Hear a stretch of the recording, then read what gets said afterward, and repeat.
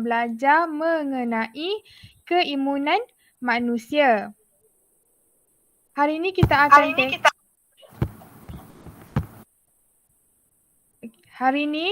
akan tengok subtopik yang pertama iaitu pertahanan badan. Okey. Kalau macam yang kamu tahu, negara kita, Malaysia, kita ada askar, kita ada polis, kita ada tentera udara, tentera air, tentera darat untuk mempertahankan negara kita. Macam mana dengan badan kita pula? Badan kita pun dia ada sistem pertahanan badan yang tersendirilah. Kalau negara kita nak mengelakkan daripada penceroboh, daripada lanun ke, daripada komunis ke pada zaman dahulu. Tapi badan kita ni, kita nak mengelakkan daripada patogen masuk ke dalam badan kita. Kita pun ada sistem pertahanan badan yang tersendiri. Jadi hari ni kita akan belajarlah apakah sistem pertahanan badan kita. Kita tengok slide yang pertama. Di akhir pembelajaran ini, di akhir pembelajaran subtopik pertama ni, kamu akan belajar mengenai definisi keimunan, definisi antigen dan juga definisi antibody. Antigen hari tu cikgu dah bagi tahu apa antigen. Antibody pun kamu dah ada idea sikit, tapi hari ni kita akan belajar dengan lebih detail lah. Apa keimunan antigen dan juga antibody. Seterusnya kamu akan belajar mengenai 3 barisan pertahanan badan manusia. Yang ni kamu dah belajar dulu masa tingkatan 2, 3 barisan pertahanan badan. Tapi kali ni kamu belajar lagi dalam biologi ni dengan lebih mendalam. Kita ada 3 barisan pertahanan. Kita tengok slide yang pertama dalam subtopik ni. Kalau buku teks kamu tu, kamu boleh rujuk muka surat 200. Apakah sistem pertahanan ni kelas? Sistem pertahanan badan ni dia bertindak apabila patogen menjangkiti badan. Patogen ni apa cikgu? Patogen ni adalah mikroorganisma yang menyebabkan penyakit. Bila kita kata mikroorganisma ni banyak. Kita ada bakteria, virus, fungi, parasite. Banyak jenis mikroorganisma. Benda-benda yang tak nampak dengan mata kasar kita ni. Dan patogen ni adalah mikroorganisma yang boleh menyebabkan penyakit. Bukan semua mikroorganisma yang ada ni adalah patogen. Bukan semua mikroorganisma boleh menyebabkan penyakit. Tapi yang menyebabkan penyakit tu kita panggil patogen. Tengok ni, contoh patogen termasuklah bakteria, virus, parasite dan fungi. Sini dia tak tulis. Bakteria, bukan semua bakteria boleh menyebabkan penyakit. Dia ada sesetengah bakteria sahaja yang boleh menyebabkan penyakit. Siapa tahu kenapa cikgu cakap sesetengah bakteria sahaja yang menyebabkan penyakit? Siapa boleh bagi tahu? Kenapa sesetengah sahaja?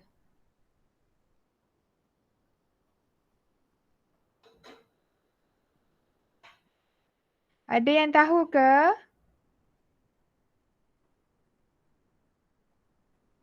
Tahu cikgu. Sebab ada bakteria baik dan ada bakteria jahat. Kalau bakteria baik tu kamu ingat kan kita belajar sebelum ni dalam sistem pencernaan tu dalam badan kita pun ada bakteria. Jadi bakteria yang membantu pencernaan tu bakteria baik. Dia bukanlah patogen. Lepas tu ada pula dalam makanan, minuman. Kamu minum Vitagen, kamu minum Yakult. Dalam minuman probiotik tu, dia ada bakteria baik yang bantu proses pencernaan kita. Sebab tu bukan semua bakteria adalah patogen. Sesetengah sahaja. Berlainan dengan virus ni. Semua virus ni dia adalah patogen lah. Tak ada virus yang baik. Virus ni dia boleh menyebabkan penyakit. Okey. Patogen hanya boleh menyebabkan penyakit sekiranya berjaya menjangkiti sel badan. Okey. Kalau dia jangkiti sel badan kita, kita boleh dapat sesetengah penyakit lah. Seterusnya, sistem pertahanan badan mengenali patogen sebagai benda asing yang disebut antigen. Okey. Dalam pembelajaran kita yang lepas, yang pasal darah tu, ingat lagi tak? Cikgu bagi tahu darah dia ada antigen di bahagian membran plasma tu. Jadi sistem pertahanan badan kita ni, dia kenal patogen tu sebab adanya struktur antigen. Ingat lagi tak? Okey. Badan kita kenal sebab patogen tu ada antigen. Dia dapat kesan lah ada benda asing yang masuk. Ni tengok dia bagi tahu. Antigen ialah benda asing yang memasuki badan dan seterusnya merangsang gerak balas keimunan. Apabila badan kita dapat kesan ada antigen, jadi dia akan merangsang gerak balas keimunan. Antigen merangsang sel limfosit menghasilkan antibodi. Yang ni cikgu dah ulang banyak kali. Okey, limfosit ni dia dapat hasilkan antibodi. Okey, menghasilkan antibodi ke dalam aliran darah untuk memusnahkan antigen tersebut. Dalam bab sebelum ni, yang bahagian darah tu, cikgu dah bagi tahu sel darah putih terbahagi kepada 2. Siapa ingat? Sel darah putih terbahagi kepada apa kelas 2 tu? Siapa ingat? Anis Kamilia, ingat tak sel darah putih terbahagi kepada 2, apakah ia?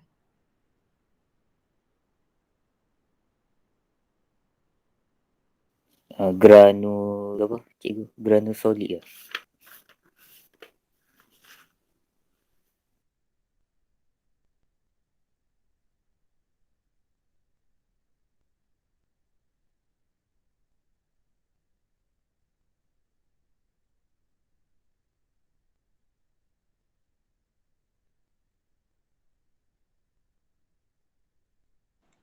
Kejap yang kelas, laptop cikgu ada problem.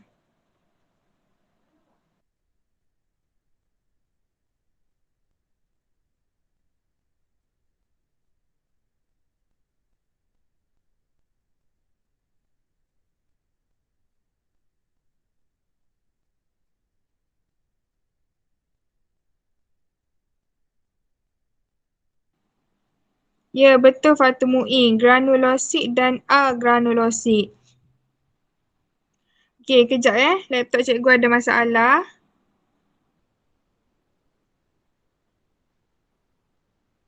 Okey, tarik nafas dulu semua. Kejap.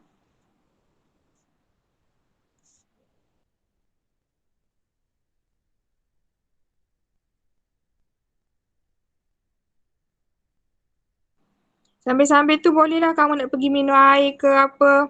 Sambil-sambil cikgu tunggu laptop cikgu ni. Sekejap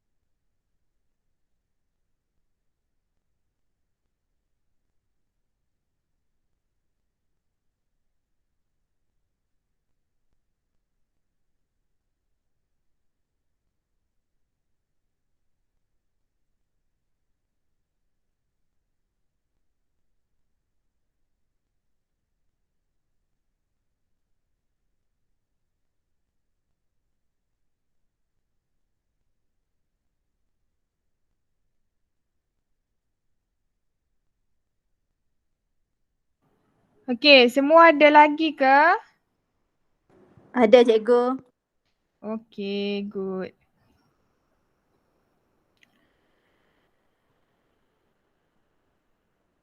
Okey, tadi Fatu Muin dia cakap, okey, sel darah putih terbahagi kepada granulosit dan agranulosit.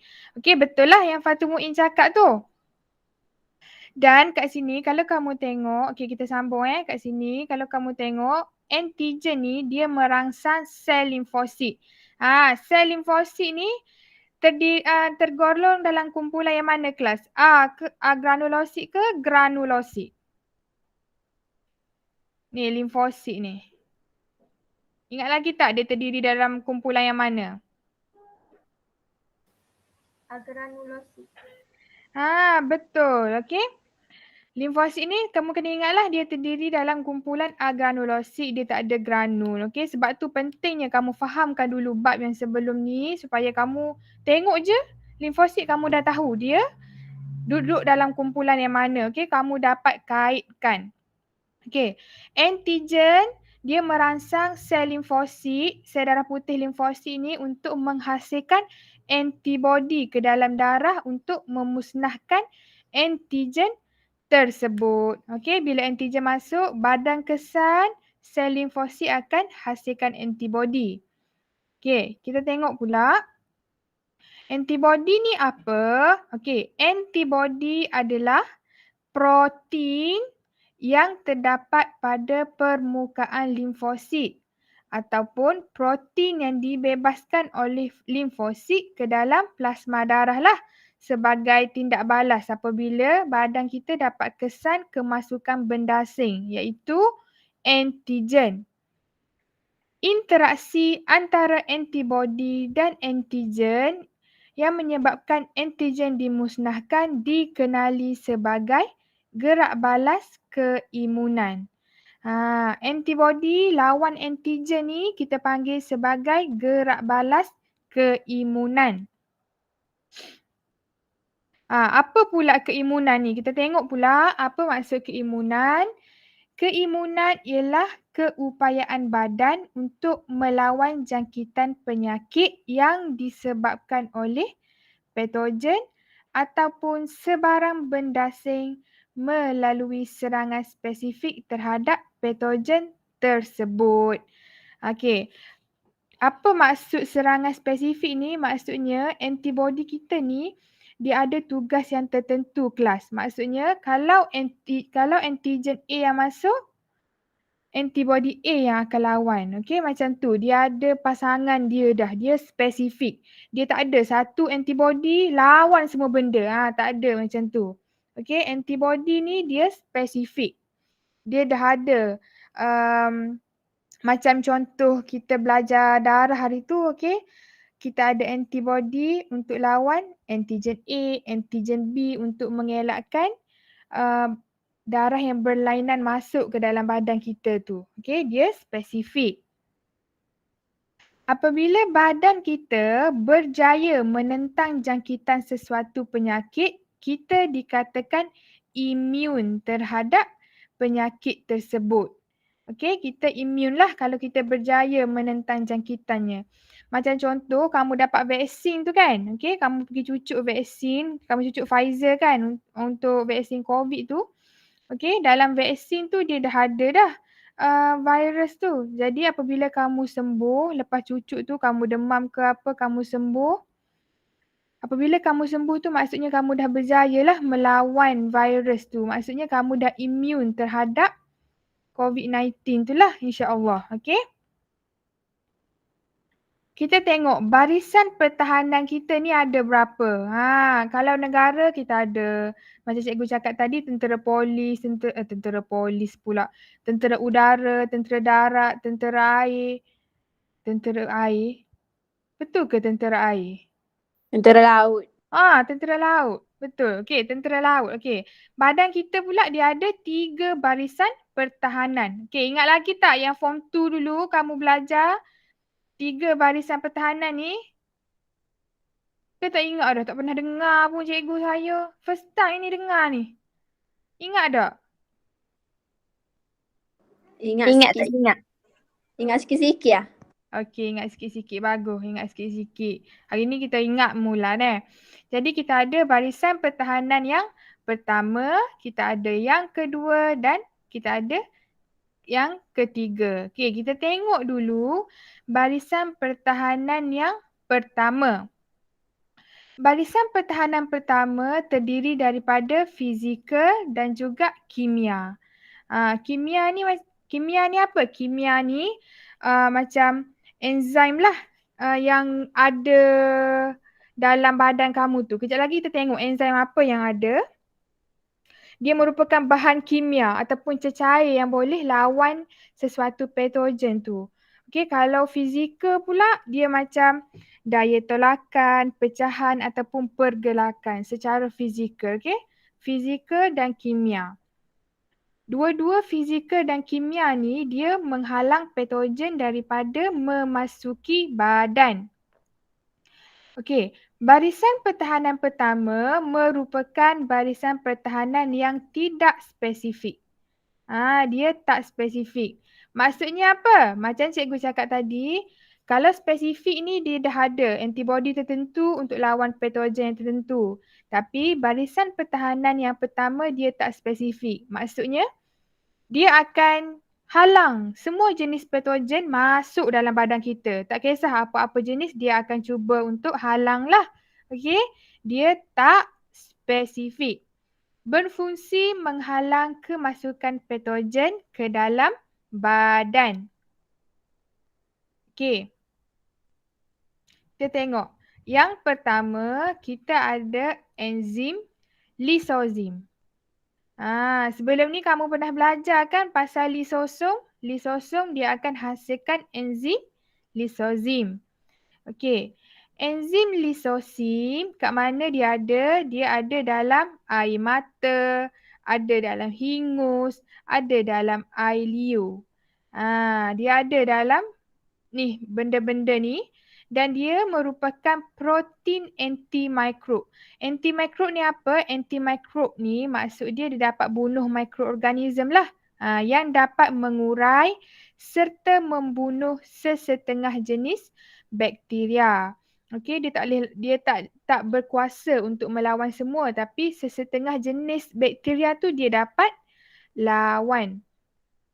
Macam contoh kalau kamu masuk habuk dalam mata kamu pun berair. Itu tidak balas lah tu, okey? Mata kamu hasilkan air mata. Dalam air mata tu ada enzim lisozim lah. Dia akan cuba untuk halang daripada habuk-habuk ataupun kalau ada bakteria yang cuba masuk melalui mata kamu. Macam juga air liur. Kalau kamu makan makanan yang ada bakteria, kamu tak tahu. Orang tu kamu pergi beli dekat kedai, dia tak bersih. Tak basuh tangan betul-betul, ada bakteria. Okey, makan. Jadi air liur tu ada fungsi untuk musnahkan bakteria. Hingus pun sama. Ni dok alih kelah gak. Kalau ada hingus gak, telan, tak buai. Jadi kahak telan. Padahal hingus ataupun kahak ni, dia dah perangkap dah mikroorganism. Sepatutnya kamu kena ludah lah buang. Ni dok gitu telan masa cikgu mengajar. Tak boleh gitu. Kena buang. Ada bakteria. Okey, tu yang pertama, enzim lisozim. Lepas tu kita juga ada membran mukus. Okey, membran mukus yang melapik salur respirasi merembes bendalin melekit yang disebut mukus. Okey, mukus mengandungi lisozim untuk memusnahkan bakteria dalam udara yang memasuki sistem respirasi. Macam tadilah kamu bernafas, melalui hidung kamu tu ada hingus, okey? Dia bantu untuk menghalang bakteria tu daripada masuk.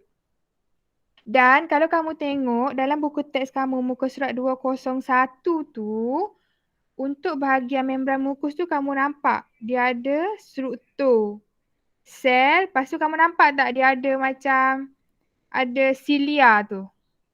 Kenal tak silia tu apa? Macam kapek, bulu kapek tu. Nampak tak kelas? Nampak. Okey. Dalam membran mukus kita tu akan dihasilkanlah silia tu juga, dia membantu supaya kita tolak ke atas. Okey, membran mukus kita tu tolak ke atas supaya dia tak masuk ke dalam sistem badan kita yang kat bawah ni. Silia tu dia berfungsi untuk menolak mukus-mukus ataupun bakteria yang masuk tu ke atas. Okey. Yang ketiga, sistem pertahanan badan kita yang pertama, kita ada mekanisme pembekuan darah. Yang ni kita dah belajar. Mekanisme pembekuan darah ni dia menghalang kemasukan bakteria melalui luka. Kamu luka, bakteria dapat masuk. Tapi disebabkan kita ada mekanisme pembekuan darah, darah kita membeku. Okey, ingat lagi tak? Kita ada thrombokinase. Okey, thrombokinase dia akan tukarkan prothrombin kepada apa? Okey, thrombokinase dia tukarkan prothrombin kepada thrombin. Thrombin pula akan tukarkan fibrinogen kepada Fibrin. kepada fibrin. Lepas tu terjadilah jaringan-jaringan fibrin tu. Jadi darah kita dapat membeku. Okey. Itu mekanisme pembekuan darah. Seterusnya, kita juga ada asid hidroklorik. Asid hidroklorik ni kamu dah tahu kan, sebelum ni kita belajar dia terdapat dalam perut. Dan dia mampu membunuh bakteria yang hadir dalam makanan dan minuman. Tadi kita dah ada enzim lysosine dalam hingus, dalam air liur. Dah musnahkan dah separuh beberapa jenis bakteria kat situ. Tapi kalau ada lagi masuk ke dalam perut kamu pula ada asid hidroklorik. Yang mana terlepas tadi yang dekat bahagian mulut kamu ke, dekat bahagian esophagus kamu ke, dia akan cerna pula di dalam perut ni. Asid hidroklorik dalam perut kita ni sangat tinggi boleh cecah 1.5 pH dia. Okey. Seterusnya kita ada kulit. Kulit pula adalah merupakan pelindung fizikal yang dapat menghalang kemasukan patogen. Kerana apa? Kerana sifat kulit ni dia liat dan dia sukar ditembusi oleh mikroorganisma. Penanggalan lapisan sel mati pada permukaan kulit secara berterusan menyukarkan pertumbuhan pelbagai jenis mikroorganisma. Okey, jadi kulit kita ni dia akan selalulah hasilkan sel kulit mati. Okey, disebabkan adanya penghasilan sel kulit mati ni, bakteria ni sukar nak tumbuh. Dan kamu kena tahu, bakteria ni kalau dia duduk saja-saja dalam kulit kita ni, dia tak boleh masuk ke dalam badan. Kecualilah kalau ada luka. Tapi ada juga sesetengah penyakit yang penyakit kulit macam kita ada panau ke, kita ada kurap tu di atas lapisan kulit lah. Okey. Merupakan pelindung kimia melalui perembasan sebum. Kulit kita ni dia boleh rembes sebum. Minyak dan asid yang ada dalam sebum tu, yang kulit kita rembes tu, dia menghalang pertumbuhan pelbagai jenis mikroorganisma. Okey, kulit kita dia akan hasilkan sebum dan satu lagi dia akan hasilkan peluh. Okey, kelenjar peluh dia hasilkan peluh dan peluh ni dia ada juga enzim lisozim. Okey, yang berupaya memecahkan dinding sel sesetengah bakteria. Okey, faham tak yang sistem pertahanan pertama ni kelas? Cikgu nak tanya. Ya, Azrina. Boleh tak cikgu boleh balik enzim lisozim dalam air mata tu? Dalam air mata jap. Ni yang bahagian ni ke tadi yang cikgu bagi tahu ni? Air mata. Air mata ni Kalau awak masuk habuk ke air mata, ada berangi, lepas tu awak duk patai berangi, pasir masuk air mata awak. Mata kita ni bila dia detect ada benda asing yang masuk, dia akan cepat-cepat keluarkan air mata. Okay, sebab dalam air mata ni dia ada enzim lisozim lah. Kalau ada bakteria ke yang masuk, dia akan musnahkan bakteria tu. Sebab tu kalau mata kita masuk habuk, dia akan hasilkan air mata. Yang tu Kak Zina. Maksudnya dia memusnahkan bakteria tu melalui mengeluarkan air mata lah. Dalam air mata tu dia ada enzim lisozim tu. Enzim lisozim tu lah yang dapat musnahkan bakteria. Oh, okey, faham. Macam kalau virus COVID-19 ni kan, frontliner kan pakai face shield. Okay. Tu pun salah satu sebab juga kalau kamu terpegang ke orang yang ada COVID, kamu bersin, lepas tu air hidung, air mulut dia tu kamu pegang, lepas tu kamu genyih mata. Okay, kamu genyih mata tu, virus ataupun bakteria tu boleh masuk melalui mata. Okay, mata kita tu ada air mata lah. Tu salah satu sistem pertahanan yang pertama yang akan halang dulu bakteria ataupun virus masuk tu. Sebabnya dalam air mata tu kita ada enzim lisozim. Musim-musim sekarang ni kalau awak pergi Pantai Timur, awak pergi supermarket ke apa, pegang tu, pegang ni, jangan suka-suka genyih mata tu. Kita memanglah ada sistem pertahanan tapi seboleh-bolehnya kita elakkan dulu. Okey. Itu sistem pertahanan pertama. Kalau ada soalan boleh tanya. Okey, kita tengok pula barisan pertahanan badan yang kedua. Tadi pertahanan badan pertama. Badan kita dah cubalah halang. Tapi kalau ada juga yang berjaya masuk, kita ada barisan pertahanan yang kedua. Okey. Barisan pertahanan kedua ni, dia terdiri daripada demam. Okey, kamu dah biasa kan? Demam, fagositosis dan juga keradangan. Okey, sebelum ni masa form 2 kamu dah belajar mengenai fagositosis. Kamu ingat lagi tak fagositosis tu macam mana? Ingat tak? Perebutan. Macam mana Fariha? Perebutan tu ke cikgu? Sorry tak jelas apa? Perebutan. Perebutan. Bukan perebutan. Dia macam fagositosis ni, dia akan menelan dan menguraikan mikroorganism tu. Dia akan keluarkan kaki tu. Ingat tak? Sekejap cikgu tunjuk satu video. Kalau kamu tak ingat.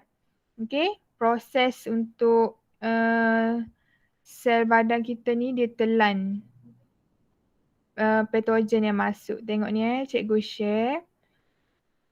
Ni yang cikgu share ni yang amoeba. Amoeba ni dia menjalankan proses fagositosis juga. Sekejap.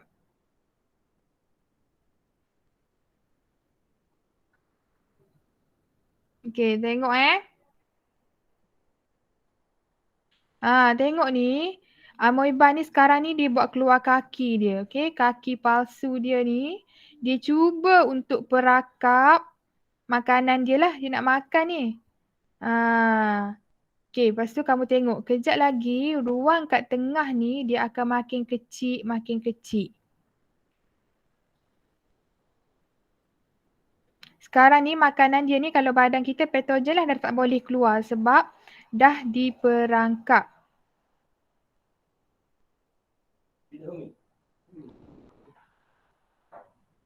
Okay, ruang kat tengah ni makin kecil dan lama-lama nanti bakteria yang kat tengah ni akan diuraikan. Okay, nampak tak tadi? Nampak? Itulah proses fagositosis. Takut cikgu tunjuk tu takut kamu tak dapat nak bayang proses fagositosis tu macam mana. Okey. Barisan pertahanan kedua terdiri daripada demam, fagositosis dan keradangan. Okey, keradangan ni kejap lagi kita tengok. Tapi secara ringkasnya keradangan ni cikgu bagi contoh kalau kamu kena gigit nyamuk, okey, dia jadi butir gitu kan, macam bekok sikit tu. Lepas tu Kalau kamu sentuh dia rasa panas. Itulah keradangan. Dia rasa panas sikit kat situ. Okey, mekanisme barisan pertahanan kedua ni sama dengan tadi, dia tidak spesifik. Okey, apa-apa yang masuk dia akan cuba untuk halang. Dia tak spesifik. Okey. Kita tengok yang pertama, demam. Okey. Demam ni merupakan mekanisme barisan pertahanan kedua yang menentang jangkitan. Demam dia menambahkan aktiviti fagosit dan melawan mikroorganisma yang menjangkiti badan. Okey, fagosit ni apa? Fagosit dengan fagositosis ni berbeza. Kamu kena ingat kalau fagosis tu proses dia memerangkap, dia menelan tadi. Tapi fagosit ni dia adalah sel yang dapat melakukan proses fagositosis tu. Ingat lagi tak masa kita belajar bahagian darah tadi kita dah belajar granulosit dengan granulosit kan? Lepas tu kita ada apa? Neutrofil, basofil, eosinofil. Kita ada banyak tu. Kita ada 5 jenis kalau kamu ingat.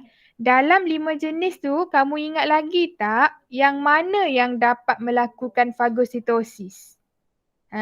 Siapa ingat? Neutrofil. Neutrofil. Betul. Lagi satu yang dapat melakukan fagositosis? Monosit. Okey. Jadi dekat sini fagosit tu adalah neutrofil dan monosit lah. Okey. Neutrofil dan monosit ni dia dapat melakukan fagositosis. Okey, jadi kita panggil dia sebagai fagosit. Demam menambahkan aktiviti fagosit dan melawan mikroorganisma yang menjangkiti badan. Okey. Ni kita tengok. Dalam gambar rajah kamu pun ada tu. Fagositosis tu dia ada peringkat-peringkat fagositosis. Okey. Sel fagosit ialah sel leukosit yang boleh menjalankan fagositosis. Leukosit ni seperti yang kita belajar dia adalah sel darah putih. Okay? Leukosit dengan sel darah putih ni benda yang sama. Yang boleh menjalankan fagositosis lah. Seperti tadi yang kamu dah bagi tahu. Dia ada neutrofil yang boleh melakukan fagositosis. Dan juga kita ada monosit yang boleh melakukan fagositosis. Okey. Neutrofil dan monosit merupakan sel fagosit. Okey, fagositosis, ni maksud dia. Apakah maksud fagositosis? Proses pemerangkapan dan pencernaan mikroorganisma atau zarah lain seperti sel mati. Oleh siapa? Oleh sel fagosit. Apakah contoh sel fagosit? Contohnya neutrofil dan monosit. Jelas tak? Jelas. Ada soalan? Tak faham yang mana monosit, yang mana fagosit? Ya, Fariha? Fariha nak cakap apa tadi? Cikgu, ada orang tanya, sel kulit mati tu gano? Sel kulit mati tu gano? Sel kulit mati tu cikgu nak gano Macam mentah kat bibir tu.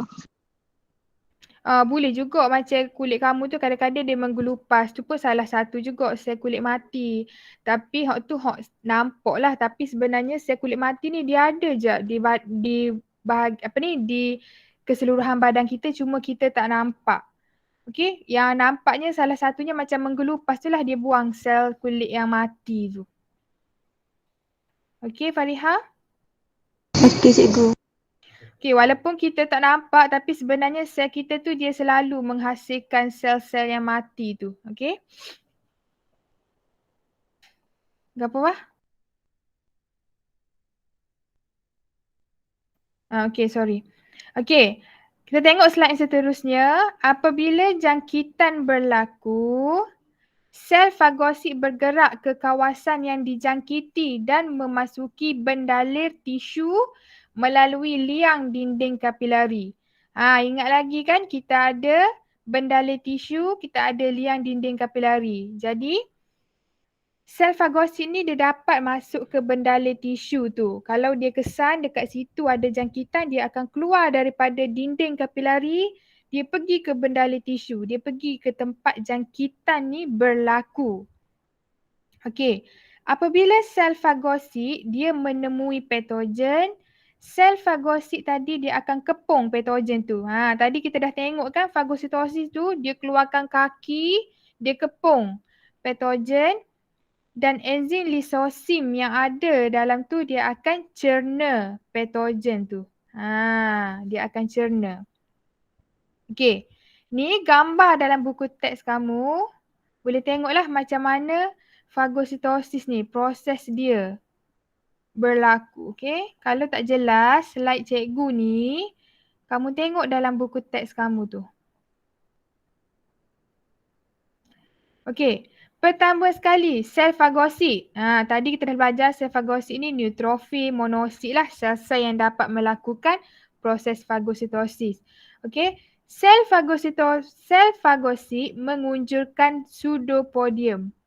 Okey, pseudopodium ni apa? Pseudopodium ni kaki palsu ni. Kaki palsu ni kita panggil pseudopodium. Dua ni. Okey, pseudopodium ke arah bakteria dan mengepung bakteria. Tadi kita dah tengok kan video tu. Okey, dia ada kaki, dia pergi kepung. Tu step yang pertama, dia kepung bakteria dulu. Step yang kedua, pengingisan bakteria membentuk fagosom. Pasal awak tanya, pengingisan tu apa cikgu? Okay, dalam kata lainnya, dia adalah macam, dia telan lah. Okay, dia telan bakteria tu, dia membentuk fagosom. Okay, sekarang ni apabila bakteria tu masuk dalam sel fagosit ni, kita tak panggil dia sebagai bakteria. Kita panggil dia sebagai fagosom. Okay, tu step yang kedua. Step yang ketiga, okay, fagosom ni dia bergabung dengan lisosom. Okay, lisosom kamu dah belajar kan sebelum ni. Lisosom dia akan hasilkan enzim lisozim. Okay, jadi fagosom bergabung dengan lisosom yang mengharembeskan lisozim ni. Tadi fagosom nama dia, sekarang ni nama dia fagolisosom. Fagosom dia bergabung dengan lisosom yang menghasilkan lisozim, nama dia fagolisosom. Ingat fagosom, fagolisosom.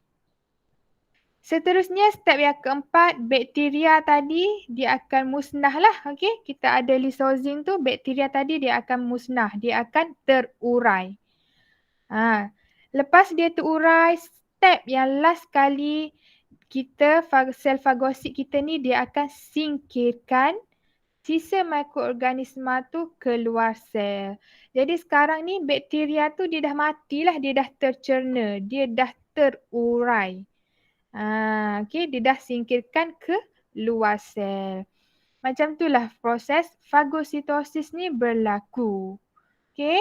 Kamu boleh tengoklah, kalau kamu tak faham, kamu boleh baca lagi sekali ni. Yang pertama, dia unjurkan pseudopodium ataupun kita panggil kaki palsu. Okey, dia pun berlakulah proses pengingisan ni, dia telan. Okey, kita panggil sebagai fagosom. Seterusnya, fagosom bercampur dengan lisosom dan hasilkan lisozim, kita panggil sebagai fagolisosom. Okey, disebabkan adanya enzim lisozim, bakteria tu dah tercerna ataupun terurai. Selepas dia terurai, kita keluarkan dia daripada sel, kita singkirkan lah. Okey, ni peringkat-peringkat fagositosis. Kamu kena ingat dan kena hafal. Okey, seterusnya kita tengok. Okey, kita dah belajar pasal demam. Kita dah belajar pasal fagositosis. Sekarang kita nak tengok pula yang ketiga iaitu keradangan. Okey, keradangan ialah satu gerak balas pantas yang memusnahkan dan meneutralkan tindakan berbahaya mikroorganisma dan toksin pada peringkat awal jangkitan. Okey, bahagian yang radang membengkak menjadi merah dan berasa sakit. Okey, ni gambar rajah dalam buku teks kamu ni. Cantik ni gambar rajah dia bagi ni. Okey, tengok. Apa gambar rajah ni tunjuk. Ni dia tunjuk paku. Okey, paku yang berkarat. Okey, tercucuk masuk. Kamu pernah kena tak? Cikgu pernah kena dulu. Lompat-lompat main dalam hujan, tercucuk paku dekat kaki. Okey. Paku yang berkarat ni, okey, bila luka disebabkan paku ni, bakteria ni dapat masuk lah. Bakteria dapat masuk di kawasan yang luka ni. Okey, dekat paku ni pun sendiri pun dah ada bakteria. Jadi kita tengok yang pertama, tisu yang rosak ni, tisu kita yang bahagian luka ni yang rosak ni dia akan membebaskan histamin. Okey, histamin. Histamin apabila dia dirembeskan, okey, dia dibebaskan, histamin ni dia merangsang gerak balas keradangan dengan serta-merta. Okey, histamin yang dihasilkan ni dia akan menyebabkan kapilari darah. Okey, kita ada kapilari darah, dia akan mengembang. Kapilari darah kita akan mengembang apabila histamin dihasilkan. Jadi, aliran darah tu lebih banyaklah di kawasan jangkitan ni sebab kapilari darah kita mengembang. Okey. Selain daripada tu, histamin juga dia meningkatkan ketelapan kapilari darah. Okey, ketelapan kapilari darah. Apakah ketelapan? Ketelapan tu maksud dia senang. Okey, senang untuk sel fagosit ni keluar daripada kapilari darah pergi ke bahagian yang ada jangkitan tu. Sebab apa? Sebab sel fagosit ni dia nak pergi melakukan proses fagositosis lah kepada bakteria ataupun patogen yang masuk tu. Okey, dia keluar daripada kapilari darah, dia pergi ke kawasan jangkitan untuk melakukan proses fagositosis. Jadi sel fagosit ni dan faktor pembeku kita belajar, kita ada platelet, kita ada protrombin tu dia akan berkumpul di kawasan jangkitan ni. Dan berlaku mekanisme pembekuan darah. Sel fagosit akan menjalankan fagositosis. Okey. Apabila ada luka, tisu akan bebaskan histamin. Histamin ni satu menyebabkan kapilari darah kita mengembang dan membawa banyak darah. Okey, ke tempat jangkitan tu. Kedua, dia meningkatkan ketelapan kapilari darah. Jadi sel fagosit senang nak keluar daripada kapilari darah. Okey. Seterusnya, kita tengok barisan pertahanan yang ketiga. Yang barisan pertahanan kedua tu, kamu ada apa-apa soalan nak tanya? Tak ada, cikgu. Okey, faham ke semua? Faham. Amirul Afif, faham ke sistem pertahanan pertama dan sistem pertahanan kedua?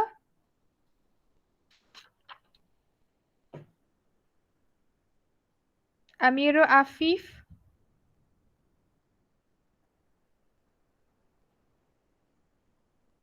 Amirul Afif, ada ke tak ni?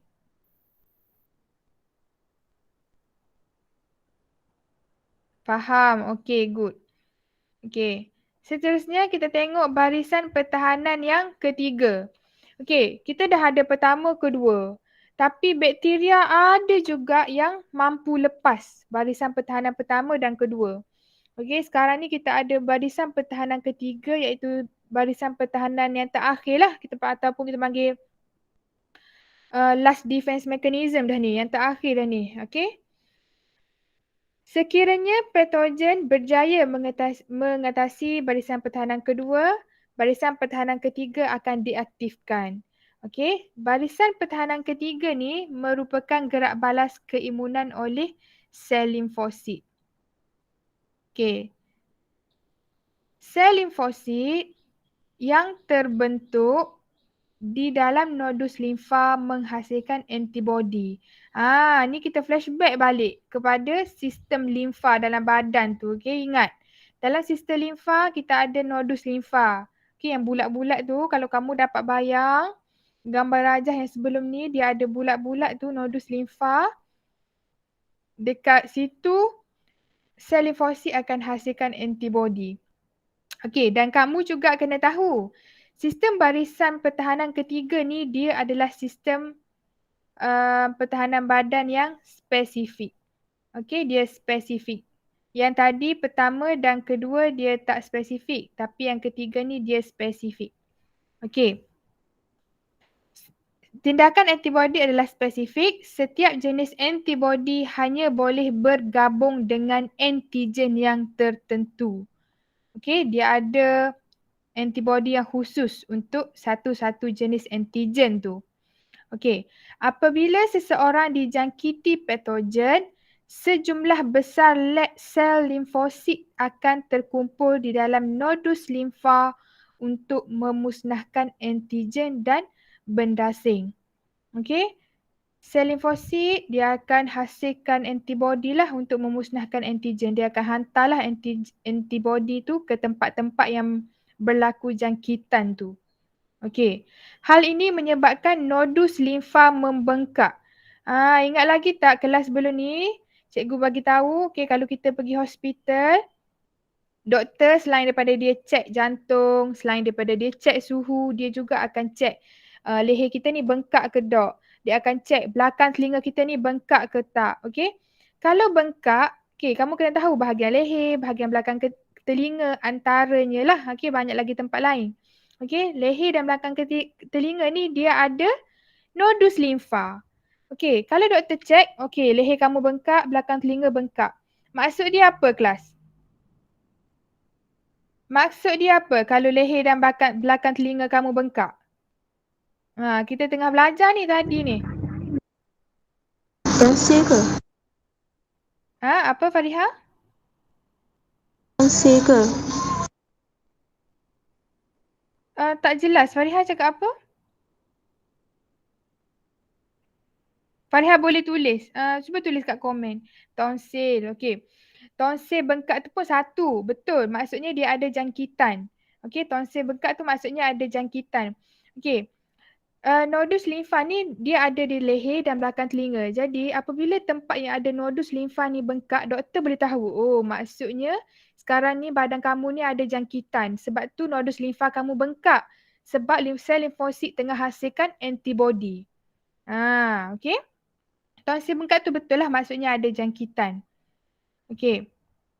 Kita tengok. Nodus limfa juga mengandungi makrofag yang memusnahkan bakteria, tisu mati dan benda asing secara fagositosis.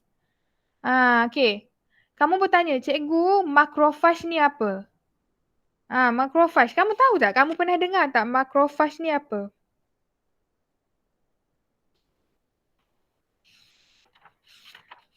Kamu pernah dengar tak makrofag tu apa? Tak rajin. Tak rajin.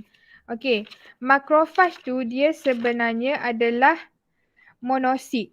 Okey, monosit. Okey, darah sel darah putih kamu dia ada monosit dan limfosit yang bahagian agranulosit tu kan.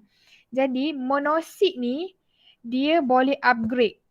Dia boleh upgrade diri dia jadi makrofag. Makrofag ni lagi advance lah daripada monosit tadi, monosit tu.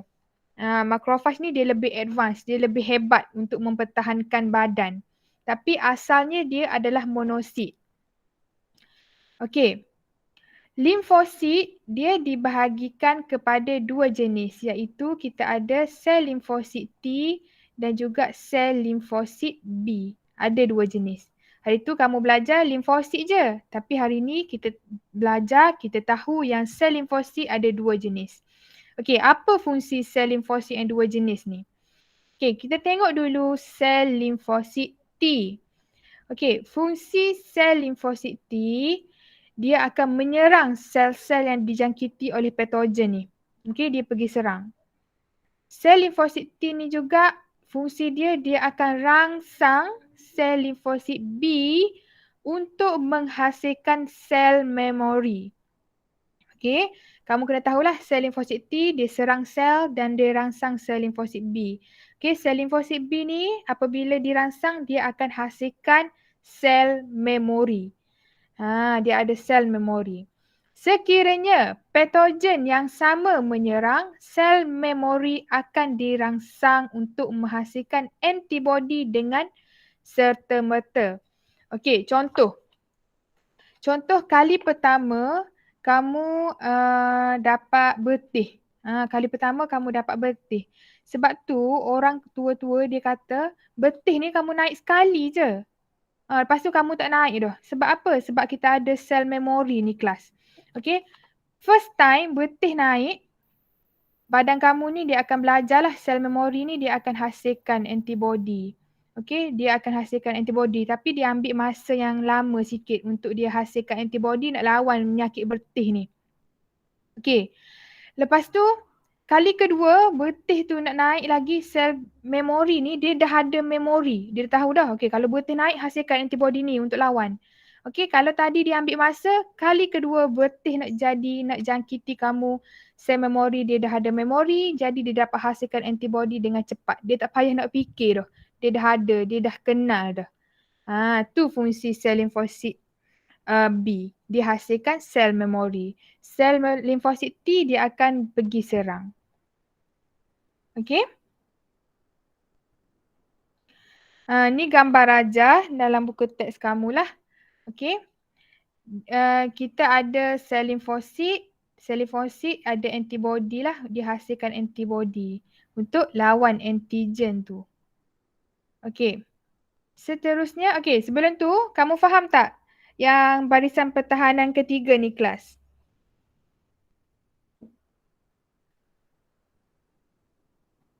Okey, ada soalan ke sebelum kita teruskan yang subtopik seterusnya? Cikgu nak tanya. Ya. Kalau macam kanser tu maksudnya barisan pertahanan dia pertama, kedua, ketiga tu tidak berfungsi ya? Okey. Kanser tu bukan tak berfungsi. Okey, sistem pertahanan badan kita tu dah cuba lawan tapi kanser ni dia ada ciri-ciri dia. Okey, awak tak belajarlah benda ni tapi ni cikgu bagi tahu untuk pengetahuan. Kanser ni dia bukan seperti bakteria ataupun patogen biasa yang masuk. Okey, kanser ni dia kadang-kadang dia boleh tipu sistem pertahanan badan ni. Dia ada dalam badan kita tapi sistem pertahanan badan kita ni dia tak boleh nak kesan bahawasanya badan kita ni ada kanser. Dia bijak sikit. Dia tipu badan kita. Dia ada tapi badan kita tak boleh kesan. Okay? Apabila sampai satu-satu tahap yang dah teruk, barulah kita tunjukkan sistem tu. Okay? Jadi sebenarnya sistem pertahanan badan kita ni dia tak aware. Dia tak tahu benda tu ada. Okay Azrina? Okey. Okey, nanti kalau kamu ambil biologi, kamu belajar dengan lebih detail, nanti kamu akan tahulah macam mana sel kanser ni dia boleh membiak. Sama juga dengan virus. Virus ni pun dia bijak. Dia tak seperti bakteria. Bakteria ni biasa-biasa je. Dia masuk dalam badan kita boleh kesan. Okey, virus ni dia bijak juga. Apabila dia masuk, dia boleh duduk senyap-senyap je. Okey, dia nusuk. Badan kita kadang-kadang setengah virus ni dia tak dapat kesan. Dia duduk senyap gitu. Okey, sebab tu ada sesetengah virus dia boleh duduk dalam badan kita bertahun-tahun tanpa tunjukkan simptom. Okey, dia duduk senyap. Tapi bila badan kita lemah, barulah dia tunjukkan simptom dia tu. Baru dia mengganas. Okey. Okey, kita tengok sikit lagi. Okey, Anis Kamilia ada nak tanya soalan ke? Ada. Ya. Cikgu, selain daripada sel badan kita, virus, bakteria ataupun mikroorganisme lain ada memori juga? Mikroorganism dia tak ada memori. Sel badan kita yang ada memori yang dapat bantu hasilkan antibody lawan mikroorganism tu. Okey. Okey. Okey, kita tengok dulu sikit je ni subtopik yang kedua, tindakan antibody. Okey, dalam subtopik 11.2, kamu akan belajar mengenai 5 tindakan antibody terhadap antigen asing. Sebelum ni kamu ingat tak cikgu cakap, okey, kalau kamu darah A, kamu melakukan transfusi darah, kamu terima darah orang yang darah B. Apa jadi dengan darah kamu kelas? Kamu darah A tapi dah ada darah B masuk dalam badan kamu. Cikgu bagi tahu. Penggumpalan. Penggumpalan. Cikgu bagi tahu. Pengaglutinan. Okey, darah kamu akan menggumpal. Tu hanyalah satu contoh tindakan antibody. Sebenarnya dia ada 5. Hari ni kita nak tengok apakah 5 tindakan antibody ni. Okey. Ni, kita ada pengaglutinan ataupun penggumpalan. Kedua, kita ada peneutralan. Kita ada pemendakan, pengopsoninan dan yang last kali kita ada penguraian. Okey, kita tengok yang pertama, yang paling kamu familiar lah. Okey, pengaglutinan. Okey, pengaglutinan ni macam mana? Pengaglutinan ni, okey, antibody dia akan menggumpalkan patogen bersama. Okey, dia akan menggumpalkan patogen bersama dan menjadikan patogen sasaran mudah untuk diperangkap dan dimusnahkan oleh sel fagosit. Okey, apabila patogen masuk dalam badan kamu, okey, sel limfosit akan hasilkan antibody. Cikgu ulang banyak kali dah ni. Kena ingat sel limfosit akan hasilkan antibody. Okey, kalau kamu tengok dalam gambar rajah ni, kamu tengok ni. Antibody ni yang warna biru ni. Antigen yang warna pink, yang separuh bulat ni. Tengok ni, dia pergi pegang. Antibody, dia pergi pegang antigen. Dia pergi pegang antigen. Lepas tu dia bersambung. Dia bersambung. Kamu nampak ni? Dia bersambung. Bersambung. Jadi dia menggumpal. Disebabkan dia menggumpal, dia tak bebas nak bergerak ke mana-mana. Sebab dia menggumpal dah. Okey? Apabila dia menggumpal, dia diperangkap oleh antibody ni. Jadi sel fagosit ni senanglah untuk musnahkan dia. Sebab antigen ataupun patogen ni dia dah tak aktif dah. Sel fagosit pergi untuk cernakan dia, untuk musnahkan dia. Sel fagosit ni siapa? Siapakah sel fagosit? Siapakah yang boleh melakukan proses fagositosis? Neutrofil dan monosit. Betul. Okey. Jadi sel fagosit ni sama ada neutrofil ataupun monosit ni dia bolehlah nak pergi melakukan proses fagositosis dan musnahkan bakteria tu. Antibody tu dia bantu menggumpalkan. Okey, itu yang pertama yang kamu dah familiar, pengaglutinan. Yang kedua, tindakan antibody yang kedua adalah peneutralan. Okey, peneutralan ni macam mana? Peneutralan ni, antibody tu dia akan bergabung dengan toksin yang dihasilkan oleh bakteria dan meneutralkan toksin tersebut. Okey, nama pun peneutralan dah. Okey, dia meneutralkan. Bakteria ni, okey, dihasilkan toksin. Okey. Antibody dia pergi kepada toksin yang dihasilkan oleh bakteria tu, dia neutralkan. Jadi tadi toksin tu berbahaya, tapi apabila antibody ni dia pergi neutralkan toksin tu dah tak berbahaya. Tu adalah peneutralan. Antibody bergabung dengan toksin dan meneutralkan toksin tu. Okey, tu yang kedua.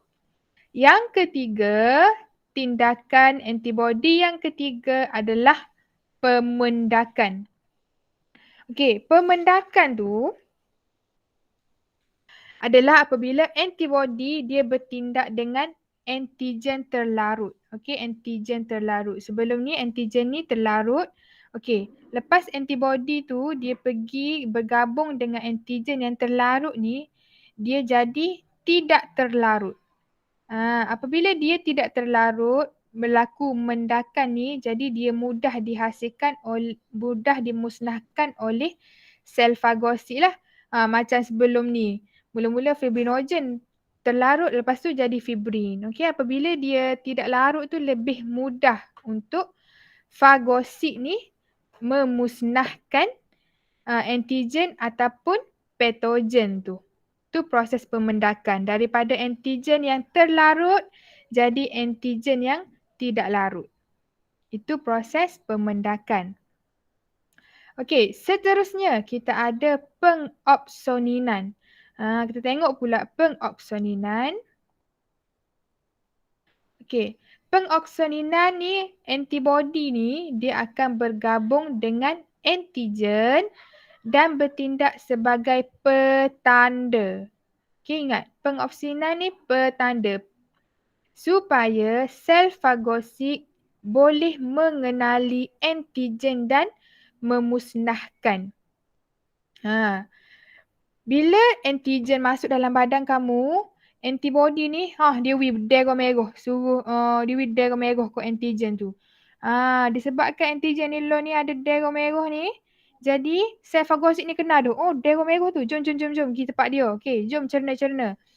Dia ada petanda supaya sel fagosit ni kenal apa antigen ataupun apa bahan yang dia kena cernakan.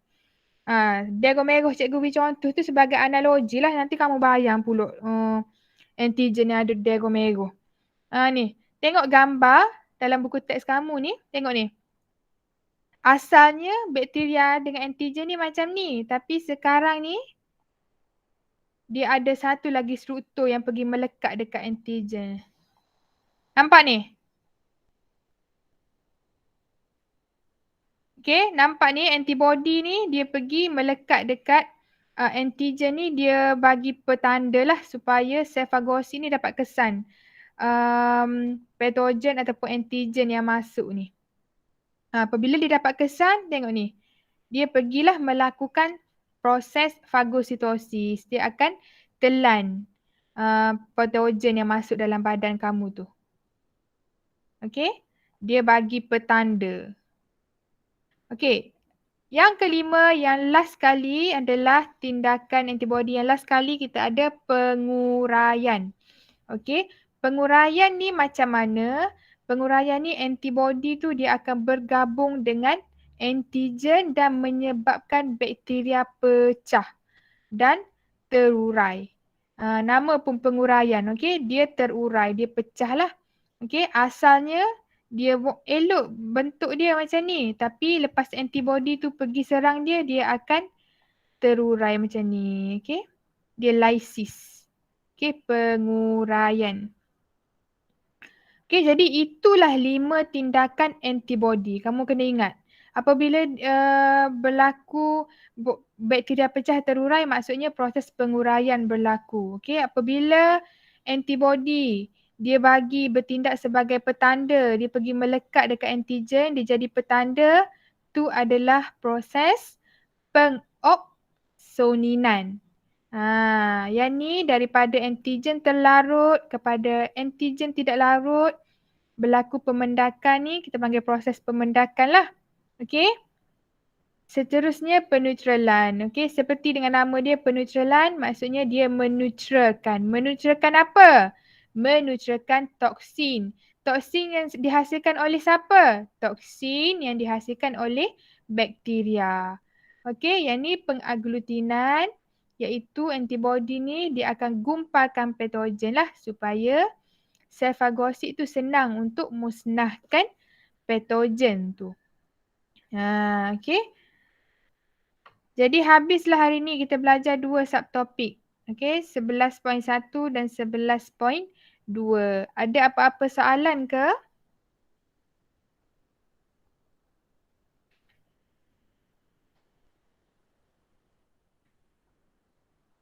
Okey, lepas tu kamu pun tanya cikgu. Ada yang nak tanya? Cikgu, kalau dekat peneutralan tu contoh dia gapo? Proses dia gapo? Contoh dia. Contoh dia gapo? Okey. Contoh dia, cikgu nak bagi contoh. Contohlah ada contoh satu bakteria ni, dia duduk dalam pasir lah, kita ada tetanus ataupun duduk dekat paku berkarat tu, okey. Tetanus ni dia akan hasilkan toksin. Nama toksin tu toxoid. Okey, apabila bakteria ni dihasilkan sejenis toksin yang namakan toxoid, apabila toxoid ni dia masuk dalam badan kamu, okey, antibody tu dia dapat kesan. Okey, apabila dia dapat kesan